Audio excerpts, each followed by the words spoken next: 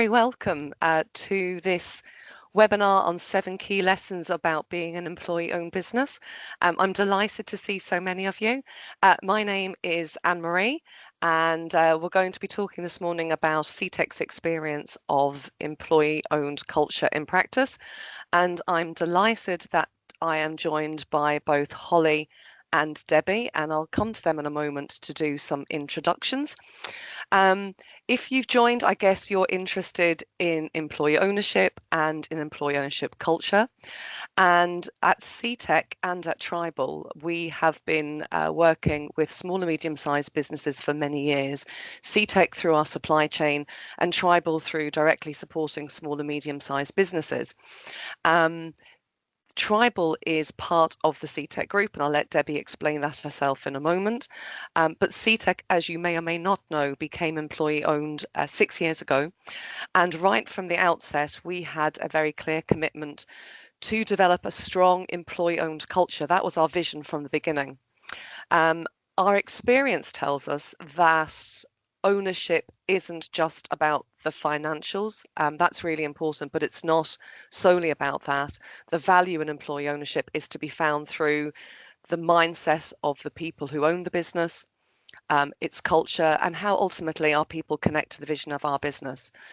So today what we thought we would do, and we thought it might be useful to share some insights from our own personal transition and to highlight the work also then that Tribal does around business culture with its clients.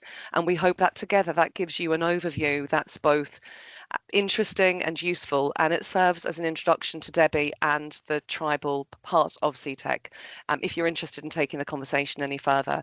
So just by way of introduction, I have been with Seetec for 26 years, but my professional background is HR, previously in financial services and retail. And for the last 6 years, I have been working in Seetec solely on employee ownership. And I think that gives a little indication of how seriously Seetec take its employee ownership culture and its EO strategy. That we have a full-time dedicated role at a senior level for employee ownership. Then I'll also hand over now to Debbie and to Holly first, who will introduce themselves just so you know their experience and what they're going to cover. Good morning, everyone. Thanks ever so much for joining us. So thank you for that, Anne-Marie. Yes, my name's Debbie. I've had quite an unusual journey with Seetec. I was just recapping this in my head earlier. I joined 15 years ago, which is quite scary where that time has gone. And I actually worked in-house within Seetec, within their in-house HR team for 5 years. And then at that point, I actually left and I set up my own external HR consultancy. And I built that up over 9 years, and Tribal Business Solutions was born. And we have been supporting small and medium-sized businesses. So normally between 10 and 100 employees. So before the point at which you can justify having your own internal HR person, people can outsource to companies like mine. So we grew the business, and I rejoined part of Seetec again in May this year to fully expand on their people solutions options. So we now offer outsourced HR, payroll and recruitment and IT. So yeah, that's us at Tribal.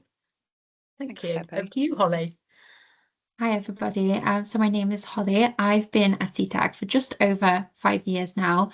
So I joined around 6 months after the employee ownership transition, and I've definitely followed Seetec's journey transitioning from owner business to employee owned business. And through that, I, in my day job, work as the research manager, but I also spent 3 years on our employee council and now have taken on the role as employee trustee director earlier this year. That's great. Thank you, Holly, and thank you, Debbie. So in terms of how we thought we'd structure the conversation and get into it, we have just summarised our experience into 7 key lessons. So we're going to do that as a conversation between Debbie, Holly and myself, and we've put time at the end to take your questions and try and cover some of those. So if questions occur to you throughout the call, please just put them in the there's either a chat box or a Q&A there, and you can pop those in, and then we'll review those at the end and we'll pick them up and we will cover them. So let's get into it, and let's start with our first lesson. This won't be a surprise to many of you, but our first lesson from our employee ownership experience is not to assume that the work is done once the deal is done. And I guess what we mean by that is that there is a big build up, a big lead up to the actual point of transition and the creation of the trust. And that creates a lot of activity and a lot of energy. And I think it's quite easy at that point to sit back and have a moment and think, well, that's great, we've transitioned, job's done.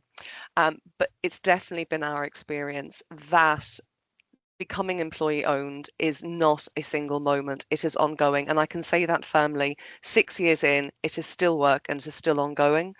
I think critically setting out continuously what employee ownership means for both employees and leaders is constant work, not only because you have people cycling in and out of your business, but because your understanding and your maturity about employee ownership continually evolves. And I think if you're going to be true to your culture, you have to listen and respond to that and then make adjustments appropriately. So when we became employee owned, we set out initially with a 6-month plan to build some momentum. So we were all clear as an organisation, as co-colleagues, what those 6 months looked like in terms of what we were trying to do. And then we worked on from there, and that work has continued really ever since. So, Debbie, I wanted to ask you first of all, you've worked with a lot of businesses who see points of change and points of transition. From your perspective and your experience, how can businesses prepare themselves for the fact that that transition and that culture shift doesn't end on day one? Yeah, absolutely. It's such a key part. I think any transition isn't just one point in time. And as with all businesses, there's always flux. You've always got change. And the employee element isn't just a one-off process. You can't just do one thing and then think that's tick the box and move on. You need to have a plan and constantly revise it and change it. But, you know, by the very nature of business, it's constantly changing from the employee side as well, not only from the business side, but you're going to have people joining, leaving. And so it's really important, I believe, that actually you embed or have a plan throughout the whole employee life cycle. But if we kind of step back from that, I think the very first question that business needs to ask themselves is, what is their vision going to be? What will their strategic plan be around employee ownership? Do they want to embrace the notion of employee ownership or not? Obviously, Seetec have, which is brilliant, but we spoke with a medium-sized client that we have a couple of weeks ago now. They've got sort of up to 250 employees, but they transitioned over a year ago, and they have decided not to embrace employee ownership. They proactively decided initially it wasn't for them, mainly because another company in their industry who had done this had actually gone under, and they didn't want people, their employees, their suppliers, or you know, the business colleagues to think that the same was going to happen with them. And then obviously we spoke with them about the benefits of what we've found of employee ownership, which they hadn't really considered. And they realised actually that they were potentially missing a trick. So for me, I think the key part is firstly agreeing what is your vision for employee ownership? What does year 1 look like? Year 3, year 5, you know, and then also make sure everyone in the business knows it, because quite often a business owner or the leadership team will have it in their heads, but you need to make sure everyone in the business knows it and that they're laser focused on it. And then secondly, alongside that, though, I think recognizing that the business owner who grew the business, you know, they need support to sort of let go of the vine. I've seen it in multiple businesses, you know, and I get it. I've built my own business. It's your baby. To actually then step away and trust this leadership team within the EO field, you know, it's scary. So I think they need some support on that side. So they would probably be the 2 key things I would say to start with. That's great, Debbie. Thank you. And kind of thinking about, how leaders feel and how they step up, and also then how the people, how the employees feel about that change. I want to ask something along those lines to Holly. What evidence, from your perspective as the employee trustee director at Seetec, have you seen that at Seetec employees are starting to genuinely feel like owners? Thanks, Marie. I think that to feel like owners, we need to define what ownership means to us at Seetec, and that's definitely been part of our journey, is defining what we think employee ownership looks like and what we want our employee owners to do. So part of that is responsibility and accountability. So if we look first of all at responsibility for a Seetec employee owner, that would be responsibility in the decisions that they make locally. So it can be really small decisions, even for example, what type of paper to buy for a local office, but that can have an impact on how much we spend, on our sustainability, etc. So each decision, no matter how small, can have an impact on the business. So trying to get our employee owners to take responsibility for those small decisions, and then also accountability. So understanding how every individual contributes to the business success. As a business owner, you would be very invested in the success of your business. And we've tried to replicate that for our employee owners. So we have a performance framework that not only talks about kind of your KPIs, but also talks about your ownership behaviors and how the everyday decisions you're making or the contributions you're making is contributing to the business success on a whole. And I think that has really brought it to life in people's day-to-day work at Seetec. Yeah, I completely agree. We did a lot of work on that in the business in the last 12, 18 months in terms of defining our ownership behaviours from our values and then getting that, as you say, embedded in our performance management framework. And it's great to see that level of maturity coming in and it being embedded in different parts of the life cycle. Focusing on those behaviours, on that employee ownership mindset, really brings us to lesson 2. And we would summarise that as by saying, to focus on the mindset, not on the financials. And by that, I guess what we mean is that when you make the transition to employee ownership, the most obvious piece of it, I suppose, is to get caught up in the financial stake element of employee ownership, because it's understandable, it's tangible. People can grasp what it means to have a financial benefit from ownership. It's much easier to communicate and it's a very straightforward concept. So I guess that it is a good way in to get people on board when you can say, look, there's a share of the profits here for you.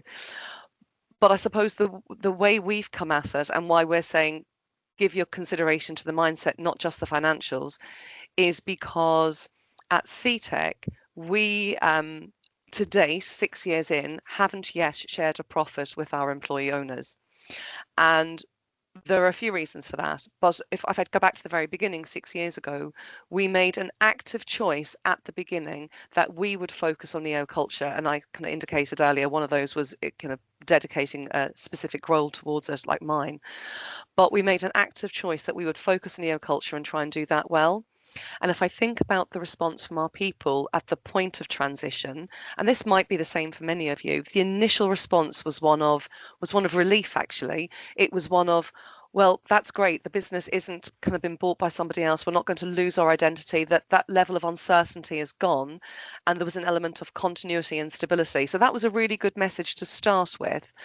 And then we got into that 6-month framework that I mentioned, and we really focused that on tangible things that people could relate to and feel that it meant that we were starting to put together an employee ownership framework and that was something meaningful in the business they could hang on to. And since that point, once we got our framework in place in the first 6 months, we've really spent, if I'm honest, most of our time since focusing on mindset. So what it is to think and act like an owner, getting people invested in the future of our business. And all of that definitely, obviously, takes longer than the actual transaction. And it does require, good work in order to embed that. So Holly, I wanted to ask you, in terms of that EO mindset that we've kind of put some time into here, how do you think that has helped employees at Seetec to feel that their voice as co-owners is really making a difference? I think that kind of the focus we put on ownership behaviours has been great. And then also making sure that our employee voice network is a key part of our governance structure at Seetec. So we're quite a large organisation and it will look different in every organisation, but we make sure that every area where we have governance and decision making is an opportunity for that forum or those decision makers to interact with an employee voice network. So for us, that's our employee council, and it's other people around the business who put themselves forward to get involved in projects that are happening around the business. But by having that structured approach, there's always an opportunity to have a proactive conversation. What we found in our journey, and I know we talked a lot about this at the conference with other people as well. When you have an employee voice network, it's really easy to fall into the tea and toilets conversations. And I think we've all been there. But by having a structured approach, not only in when business leaders can interact with the employee voice network, but also structuring those conversations in terms of what are we talking about when we go there and what is the aim with the employee voice network. Yeah. For us, tying that to our business plan objectives has been really effective because we'll talk about those plans way in advance. Colleagues can contribute to the planning. They feel like they're part of where the organisation is going strategically. And then when those plans come to fruition, they can kind of pinpoint where they've contributed to that. And it's been much more effective for us. Yeah, and look, I resonate so strongly with all of that because I feel very strongly that one of our biggest lessons I think in the last 6 years is when we put all that structure and that voice network in place is not to ask unstructured questions. We say this to our council colleagues. We also have employee ownership champions or advocates in the business, but we constantly say to those colleagues, don't just say to people, have you got anything you want me to share? What are your thoughts on anything at all? Because if you ask unstructured, unfocused feedback, then you're just getting unfocused answers, and that's not useful. So, Holly, what you're saying there about linking it to the business plan and structuring it has really worked for us. And Debbie, as we're focusing on mindset and not necessarily on financials, what's your advice for what leaders should focus on in this area? Because leaders naturally go to, the financials, that's where their comfort is. So what can they focus on apart from that? Yeah, look, absolutely. I think look, we recognise we're all in business to make money. Ultimately, the financial element is really important. If we're not making money, then ultimately we're a charity. So I do understand that. But I think what we have found is so important is that you recognise the impact that your people can have on your finances. It's really important that where founders have a strong vision, that the leadership team take responsibility for continuing the growth and success of that business. And it's really important that they set the culture climate. And we think it's really important that you don't underestimate this opportunity to engage your staff in this way. So I would say surely it's every business owner's holy grail to have employees who feel like they own part of the business too. When I used to run my business, if that's how my employees felt, that was amazing. And why do you want that? I mean, just look at the John Lewis model. You want employees who see the customer as their customer. You want them to feel engaged in the business and its outcomes. You want them to challenge when things don't work, and potentially if something's causing huge costs to the business. You really want engaged team members, really. So it's so important that the team not only see those models or those behaviours modelled by the leaders, but they're also encouraged to think in the same way. But then you might say, well, Deb, how do we set these behaviours in our business? So I would say the very first starting point has got to be clearly identifying your core values, and then assessing all of your staff against this, from top to bottom, from bottom to top. In a piece of work by Jim Collins in his book Good to Great, he examined thousands of companies in the US, and he found that the most high performing businesses that had lasted through downturns and recessions and was still really profitable all had core values at the heart of their business. But I must admit, quite often I'll go into these small businesses and I see that people do have the values, which is great. They have honesty, integrity, teamwork. They're three that I think I see all the time. But that doesn't mean to say that they're necessarily right for their business. And almost in some ways, they're almost sort of part of the employee contract. And I think for me, values is really down to how we do everything in the business. It's who we do business with. It's how we do our sales, but it's also how we manage our people. So we did some HR consultancy work with a carpentry company, and they defined one of their core values. As soon as we started to talk about values, they were like, oh God, yes, I can see why this is so important. And so they actually defined one of their core values as Stretch Armstrong. So they actually got one of the toys, and they would say we're flexible, we're dependable, we're resilient, we're reliable. And they really wanted like this visual value almost, so that all their employees could just see it and just genuinely live this core value. So for me, that's kind of the core critical part. Yeah, and we've done this, but a couple of years ago when we were looking closely at our values and just making sure the language in them was right, we had exactly the same conversation at Seetec. Yeah. And actually our employee voice network was saying, but what does that value look and feel like? So that feedback really helped us then to think, well, we need to define some key behaviours that sit underneath each of those values. So people, I mean, much like your Stretch Armstrong visual analogy, but people can look at a set of behaviours and go, that's what we mean by, for example, ownership is one of our core values, and curiosity is one of our core values.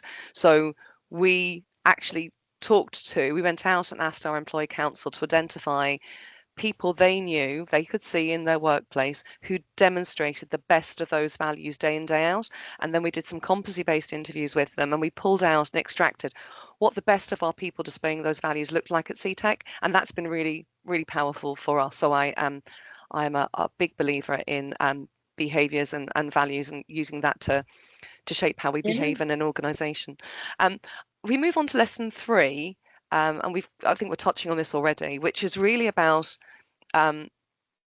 this belief that we have, this experience we've had, where we've had to treat ownership as more than profit share, and that's worked for us. Because if you focus only on the profit share element of employee ownership, in effect, what you're doing is using it as a bonus scheme, and maybe that's the intention. But to move beyond the profit share and to get some of the benefits that we're talking about from EO culture really requires an organisation, whatever its size, to make some shifts, to make some changes in its governance, and importantly, in the responsibility and accountability of people. And having some of those clear roles, allowing the co-owners, the employees, whatever you call them, to understand how their contribution influences decision making. You have to be transparent with the structures that allow that. You have to then have leaders who have the confidence to create the space to allow that contribution to come in. And that requires a shift in the behaviours of those leaders towards a more collaborative style.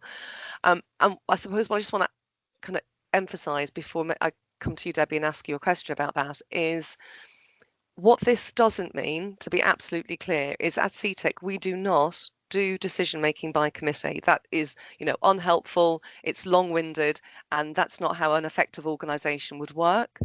Our leaders are skilled, they're experienced, and they are paid to have the responsibility of making those decisions. But the changes we've made to our governance structures allows formal space for the contribution of employee voice, people who co-own the business, and us leaning on that expertise to make better decisions, smarter decisions, and actually get to a successful outcome more quickly, because we're not keeping decision making to 2 or 3 people in a room. We're allowing our structure to help us to bring the influence and the contribution people who have expertise at the front line to come through.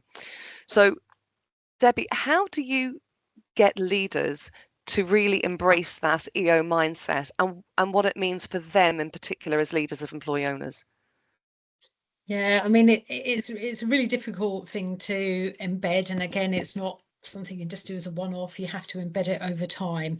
And I would say that really not one size fits everyone. I think emotionally intelligent leaders are dialed up enough to know that they don't have all the answers.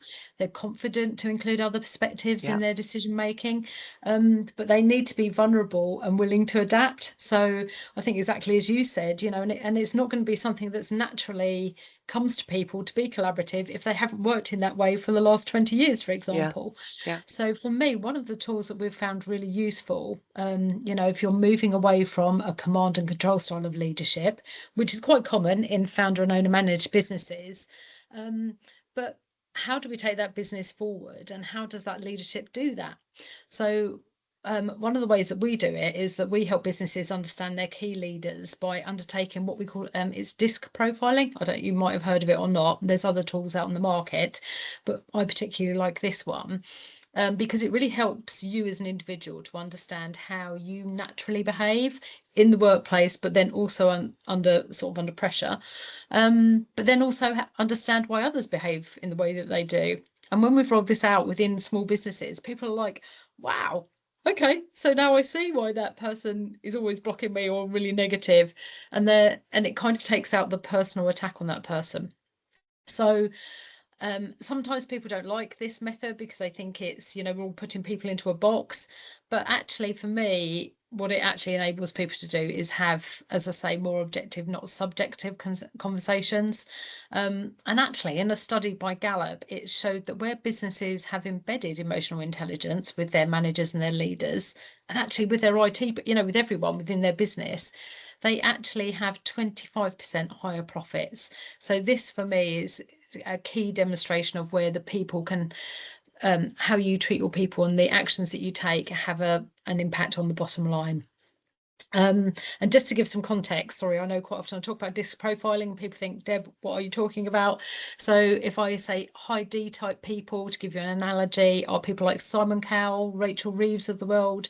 They're very direct, they're very decisive, they have absolutely no problem telling people what they think of them, that they're just very direct.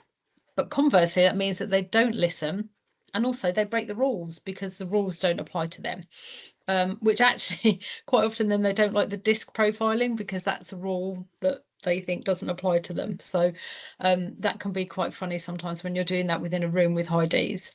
And they really don't mind conflict. They see it as, well, I'm just telling you how I feel. What's your problem with it? Which can be good in some instances, but can actually cause problems for other people that don't naturally behave like that. So conversely, a high C type person like a Bill Gates, the founder of Microsoft, they love rules, they love compliance. If it isn't logical, they will keep questioning something until it does make sense to them. And also they can be very negative people, and really fearful of the worst. So, and again, if you've got a high D talking to high C, they'll be like, well, why are you thinking so negatively? And I really had this actually in one of my small businesses. It was a father and son in there, and the son was running it, he was the MD, and the father was the FD, and he was a high C, naturally very negative and fearful. And that did cause a lot of tension between the two individuals, and this enabled them to understand how their behavior naturally was and the impact it had. But emotional intelligence isn't just about saying, okay, I'm a high D, get over it. It's about recognizing the impact that you have on other people and how you need to adapt your style. So, and that goes, and as I say, this tool really sort of allows people to do that. And sorry, I know I'm going on a bit, but just to give you clarity. So high I's tend to be like the Oprah Winfreys of the world, really chatty, positive people. They'll walk into a room full of strangers. You think they've known them all their life, and they're great. They come up with lots of ideas all the time. But high I's just don't listen, and they make decisions based on their gut instinct, which for a high C is just a complete nightmare. Like, why would you not look at the logic behind this? And again, I can see quite a lot of friction there quite often in businesses. And then finally, you have what we call the high S type person. So the steady type person, like a David Beckham. They're calm, they're dependable, they're cooperative, but they hate change and they hate conflict. And again, they can be quite negative people. So, or quite fearful people. So again, it's just sort of understanding the differences and how that can make a change. And that, for me, I think if you can start to get leaders looking at that, then hopefully you can get them to start to embrace that employee ownership mindset. Yeah, no, I agree, Debbie. I think one of the most powerful things you can do is be aware of your own impact and the influence you have on other people. I think that's a really good demonstration of emotional intelligence. We've talked a lot there about mindset and culture and helping leaders to get in the right place. Holly, maybe you could share a little bit about how our employees have responded to the fact that to date, Seetec haven't paid a profit share to our employee owners. I think people might be interested to hear that.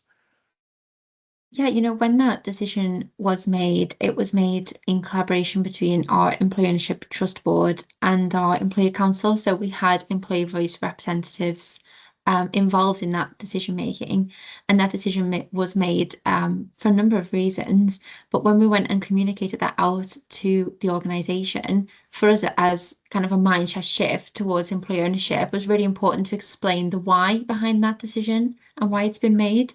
So I think, if you want your employees to act like employee owners, they need to start to understand how the business makes decisions and why it makes decisions, and then the impact of that decision. So what we've tried to do is take our employees along on that journey and explain some of that why, which was well received. We've been as transparent as we can throughout the process. But another thing that we've done is that we haven't then put employee ownership on the back foot. So it's not as though we've said we're not paying, doing any profit share, and until we do, we're not employee owners. In the meantime, we've definitely embraced the employee ownership model and the culture and the mindset. So we focus on the other benefits for employees, such as learning and development opportunities, financial literacy, talking about our values and behaviors. And that has been, I guess, where our focus has been, and keeping that conversation focused on employee ownership and feeling like an employee owner whilst we wait for the profit share to happen. That's great, Holly. Thank you. Yeah, thanks a lot for that, Holly. I think that kind of brings us on to lesson number 4, which is how important it is to clarify the leadership roles and accountability. So I spoke before about the behaviours, and DISC profiling can really help on that side. But it's also, you need to be really clear on who's accountable for what areas. And again, we help businesses do some work on that side. Because when the founder does step back, the leadership team, you can't carry on as you have before. The roles and behaviours that were effective in the past, they're not going to sustain an employee ownership culture, and arguably a new approach is required. So I think that leaders need to shift towards the new governance structure, enabling collective responsibility and embedding ownership into everyday practice. And without those clear roles and accountabilities, ownership risks being more symbolic rather than actually lived. So I'm going to bounce over to you, Anne-Marie, now on this side, so you can give us a bit more of your experience from Seetec. So what was the shift that Seetec made around the leadership team when it became an employee ownership trust? Yeah, lots of people who've gone through this will recognise the change. It's a big shift, because we were, principally an owner-managed business, and so it's for the leadership team, who are really experienced. It's a real shift with the relationship they had with that previous owner founder to now taking the kind of reins and leading the business themselves. And in fact, I can remember one of our leaders at the time, who had been in the business a long time and has since actually retired, but when I asked her, what does employee ownership mean for you? And she said, it now means I have to do all the thinking for myself. No one is going to tell me what I have to do and what I have to think. I've now got to do the thinking for myself. And I thought that was quite a smart observation when you're working in an owner managed business where, generally kind of the leadership and the thought all comes from one person, to then switch to a team of people, working smartly and leading an organization together is a big shift. I think it's important to recognize that. So straight after the transition, again, I come back to that 6-month framework we had. We focused on making those governance changes, really signposting that we were taking this seriously, and that employee voice was going to sit firmly in our governance framework. And then since that point, over the last 5.5 years since that point, we've carried on working with leaders and making changes. For example, this year, the Employee Ownership Trust have added a director to the statutory board with a sole focus on employee ownership. And the purpose of that is so that we're getting strategic thinking about employee ownership right at the top of the organisation. We're also adding employee ownership to our management development program internally, so helping leaders to think about what it means to lead employee owners. So there's the initial work, and then there's the ongoing work which we're doing as the business becomes more mature with employee ownership, I guess. Yeah, absolutely. And I think, going back to our point again, it's not just one point in time, is it? It's constantly evolving over time. I mean, one of the things that I found really works within, again, some of the small businesses that we work with, is actually to then also have one-to-one leadership and management coaching for leaders. Because I think as individuals, we all have different potential problems or issues that we need to address, and you can't do that within a team. You do need some one-to-one support. So quite often small businesses, we arrange 3 one-to-one sessions with the leaders, and they can dial in and arrange that at any time. But it could be about imposter syndrome, it could be having difficult conversations, it could be the fact that you are too direct to people.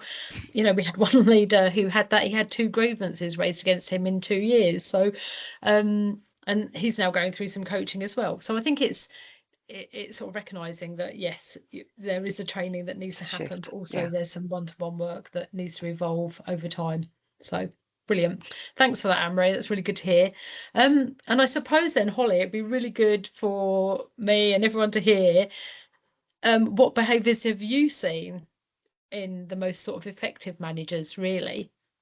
How would you say that's sort of shown itself? I think that it's really effective when managers are able to kind of lean into the employee ownership model to support them in their roles. So it's not decision making by committee, and we absolutely want to avoid that at Seetec. But what we do have is a kind of model where our employee voice network is a trusted business partner to our leaders. And that's been where we found it to be most effective. So, for example, a leader, they may already have, as you mentioned before, a gut instinct about what decision they need to make.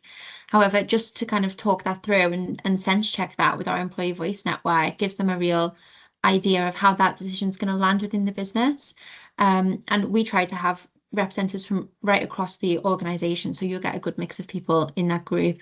But then, for example, another good behavior I've seen is where a leader may have previously called a trusted person in their leadership team. It may even be the previous owner or founder who's now stepped back from the business to kind of talk through some ideas and talk through potential decisions that they could make.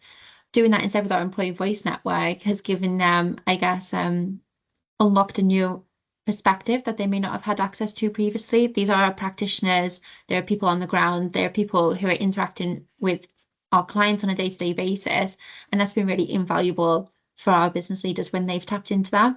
So I would say definitely having trust and transparency with the employee voice network has been really effective behaviours that we've seen.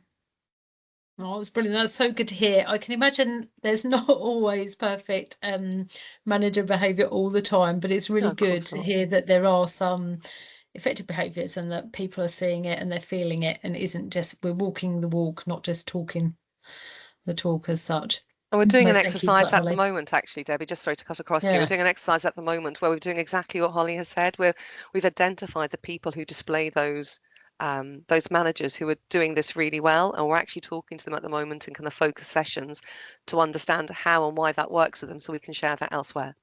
And Oh, I that's guess for brilliant. us, Yeah. it's been that positive reinforcement of that behaviour. So when it works really effectively, we like to celebrate that at Seetec and share that with other people. So we're encouraging that behaviour across the organisation. And I guess that's part of our culture and our core values, which is ownership and trust. Debbie, if we think about, I guess, culture and core values, the employee ownership trust has obligation really to protect the value of the organization, the financial value, but also the values and ethos of who the organization is and what it means. So what does it mean to be Seetec? And our trust tries to protect that. And that's why, for example, on our trust board agenda, you'll see employee ownership culture. We talk about employee ownership, how it's been embedded in the organization and how our managers and leaders are engaging with our employee voice network. And as we know, a strong culture really leads to business success. So the EO's knowledge program a few years ago found that employee-owned businesses are 12% more productive than non-EO businesses. And, every business is going to be interested in productivity. So Debbie, from your experience of working with businesses on, identifying their core values and their culture, what have you seen improve in those businesses as an impact of that work that you've done with them? Yeah. I mean, ultimately, for me, culture is all about how we act. It's not what we say or do. It's actually how we act in the moment. So when we start to go through some of this with the business owners, it could be a real light bulb moment for some business owners and their leadership and management team. Quite often, especially in small businesses, you don't carry everyone. Everyone is manically busy trying to build and grow and keep the business moving forwards. You get stuck in the thick of it from like focusing on sales, the new leads, you might have quality issues, complaints, finances, are we making money? And actually it's really critical that people step back sometimes and work on their business and not in it. And that's what we do when we do this kind of sort of culture and values piece. We show the owners and the managers how to create and then embed those core values right into every part of the people side of the business. So the full employee life cycle, so literally recruiting against your values first, and then do skills. So are they the right person for our business first, and then actually do they have the skills? Review performance against them, reward against them, and actually even how you treat leavers. Quite often people think, oh, they're leaving now, we can just dismiss them. But actually, if you're recruiting into a small marketplace, how you treat your leavers can be critical. And I had that conversation actually with a business owner yesterday. So, and it's quite often it's then like a penny drops for the leaders and the owners, and they can see how this will have an impact on the bottom line. And just to give you another example, we ran the values session for a management team at a small tech business over in Hertford. And one of the directors just wasn't rowing in the same direction as everyone else. And we did the values, and everyone assessed the values against each other, and we fed it back during the assessment. And we gave it to this director, the feedback from the other management team members, and it really shocked him. But it really helped him to see it wasn't just the business owner raising issues, but it was actually how the whole team felt. And he was quite gobsmacked, but it really led to a sea change in his behaviours in a good way. And that was critical to the success of the business and sort of taking it to the next level. So I think that when people don't feel the values, they won't ever embrace them. And also the accountability of who will own those within the business. So that to me is sort of the really critical part. And as I say, businesses really see the improvements from that when we give them the tools to almost manage it in a friendly way as such. It's really interesting and a good opportunity, I guess, post-transition to take that time, as you say, to step back a little bit and work on the business rather than in the business, seeing as you're going through that transition to an employee ownership culture. And Maria, I wanted to ask you about Seetec's experience then. So on Seetec's Employee Ownership Trust Board, how have you ensured that we have a strong culture and values at Seetec?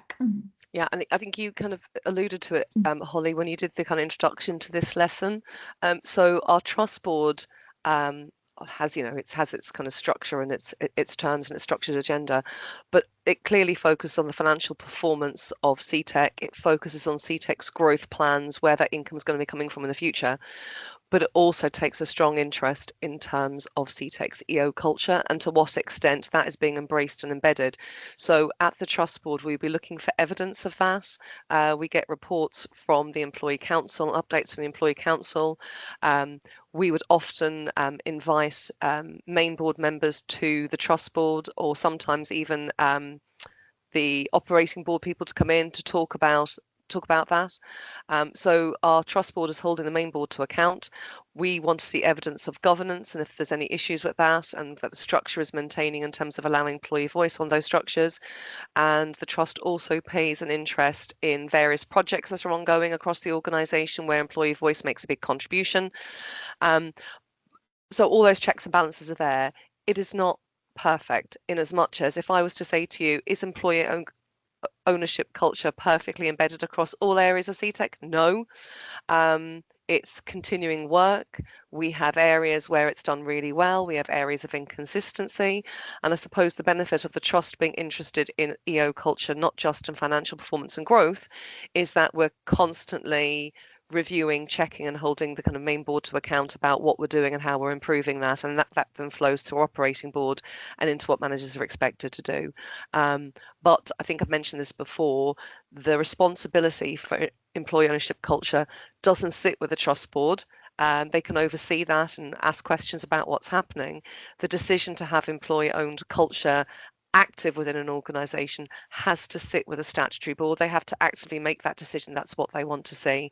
And I would say a couple of things about that. In the last 6-8 months, with the appointment of a director to our statutory board with a sole focus on employee ownership. It's an internal director, but their purpose on the statutory board is to be focused on employee ownership, is a good signal for that. And recently Seetec participated in a development project with Campbell McDonald's and Deb Oxley, something called EOQ. We talked about it at the EOA conference a couple of weeks ago, and the sponsor for that project was our trust board, but the output of that went to our statutory board, and they've embraced that, and they are now saying, right, these are the outcomes, this is what the business is going to implement. So the decision has to sit with the statutory board. I hope that answers the the question. That takes us to lesson 6, I would say. And this lesson for us was that it's a realization, I suppose, a bit of wisdom, that external expertise alone will not be a guarantee of success when it comes to implementing your EO structure and, more importantly, your EO culture. And I think, look, it's really important, and we all recognize this, that you have to, just by the nature of the transaction, you need good legal expertise, you need very good financial expertise, and without those, there won't be an EO transaction to talk about. So that's critical. I guess what we're talking about is beyond that, how much do you lean into external expertise to allow you to help you to create some of your EO culture? And what I would say in our experience is that it's useful in terms of offering a suggested roadmap for your business, but just having that on its own will not guarantee you success. So when I think about what we did 6 years ago, so we had looked at external consultancy, but I think for an organisation of our size, the quotes were huge. And what we also had in our benefit was lots of internal expertise already. So Seetec has project managers. We have a people development team who've got learning and development experience. I had a lot of experience in terms of HR and employee engagement and stuff like that. So we decided actually that we wouldn't lean on that external expertise, but it would take us longer to where we needed to get to. We recognised that was the downfall. So we had several work streams in that first 6-month period. And I think about those work streams, they were beyond legals and financials. They were things like employee voice plan, the plan for the employee ownership trust, setting that up and what that would look like, employee engagement plans, comms internally, comms externally, governance frameworks, guidance for managers, guidance for employees. So there was a lot to think about. And my lesson from this is that although there's lots to think about, if you're doing this yourself, just think about who is leading on what element and who is accountable. Because you can lean solely on the external expertise, but without deciding who's accountable, you really won't get the traction or the impact that you need internally. And I suppose if I'm reflecting on a few years ago, it would have been helpful to have someone like Debbie, I guess, where we could have said, look, I'm thinking about this, help me put it into some kind of structure. Can I have some support around the leadership behaviours and what we might need to do there? Just thinking about where we wanted that expertise to drop in, and having someone to maybe kick the tires and help us kind of keep accountable. But as a large business, as I say, we decided to take a slower pace, use our internal expertise because we had plenty of it, but creating clear roles and responsibility for me is critical, no matter who you work with. And if you're smaller, then maybe someone like Tribal or Debbie or another organisation to help you through some of that kind of work where you can see that you might need that expertise and you don't have some of those skills internally. As I say, creating the culture isn't the responsibility of the trust. It very much is a responsibility for your leaders in your business. And having some simple frameworks to get you started, I think, are probably the best way to go. Have some kind of determining guiding principles, determine your ownership, and then revisit it continuously. It's definitely not a one-off task. We're far from perfect. It needs constant work.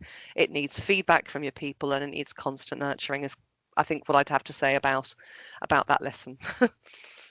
Yeah, no, thanks ever so much for that, Anne-Marie, and that's good to hear. And I think, it kind of comes back to the principle that sometimes we get so embroiled into the day-to-day of the business, actually, we just need to step back and sometimes just have some tools to help us Definitely to sort of work on the business, not in it. So yeah.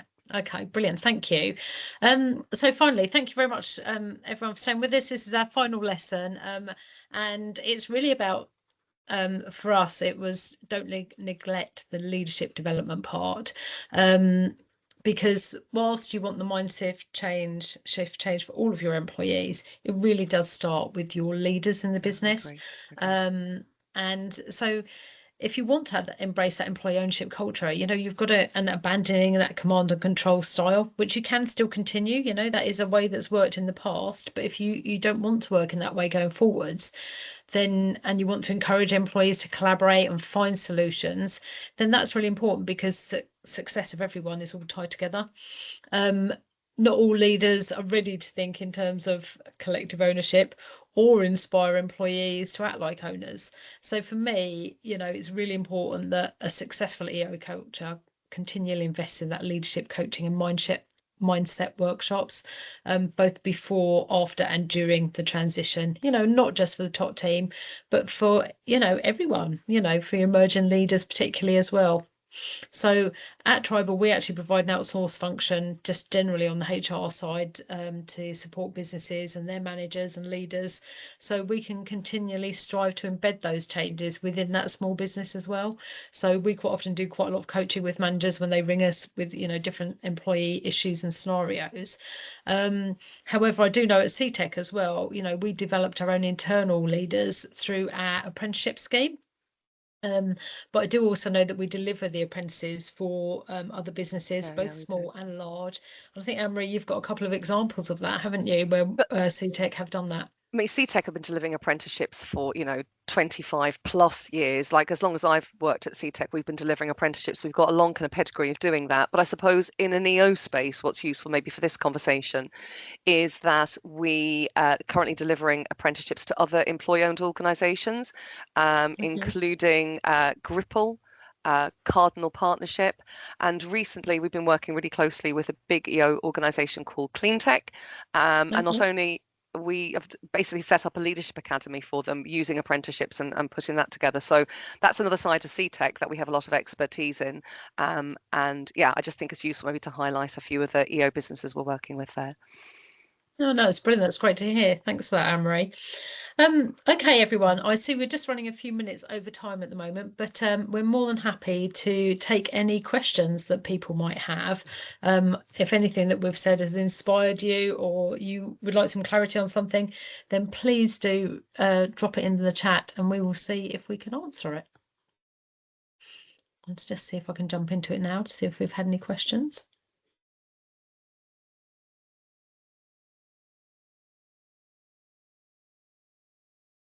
No, okay, great. So I think we must have answered all of your questions, or maybe people don't want to ask them in a big setting, which I do understand. That's absolutely fine.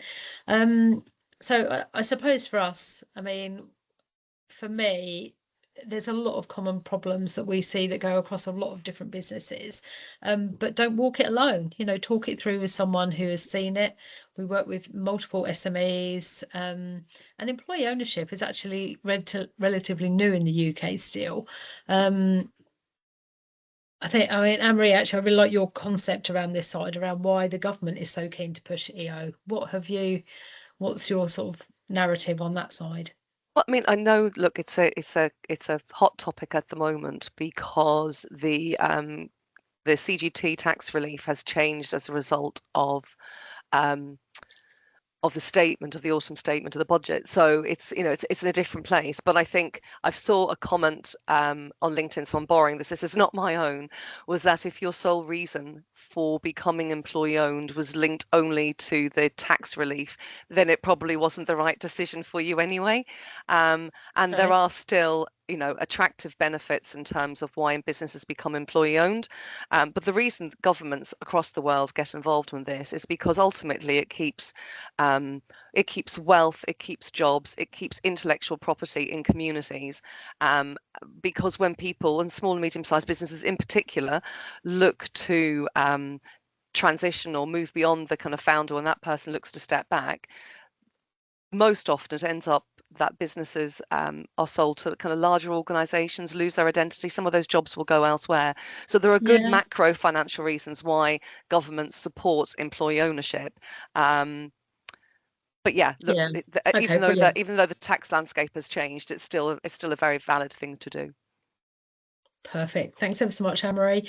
So look, if anyone wants to have a chat with either Anne-Marie, Holly, or myself, please, or all three of us, please do book in. You can use the QR code. Oh, sorry, and I have just seen there is one question for the people that are still with us. How do you decide between what to get external support for versus what to resource internally with EO support? Yeah, I think, look, that's a really valid question. The EO community, and any of you who've been in the space a while will know this, is a really friendly place. People are really happy to help each other, always happy to talk. So I would say initially lean into the organization, to the organization itself, EOA, and the network. Find some businesses that are doing this that you want to talk to and have some calls with them, and then think about what do you have the resource for internally and what do you need the help with, and that might help you identify where you need that. Alternatively, I'm always happy to talk to anyone about employee ownership anytime. I'm happy to give you half an hour if that's useful. I know Debbie would, but just think about where you have the skill and where you might need some of the resource, where the gaps are. Brilliant. Thanks ever so much, Anne-Marie. Well, hopefully everyone, you have found that useful. And on that note, after 55 minutes, I will dial off and let you all go and get some lunch. So thank you for your time today. Thanks for Thank joining, you, everyone. Thank you very everybody. much. Thank you.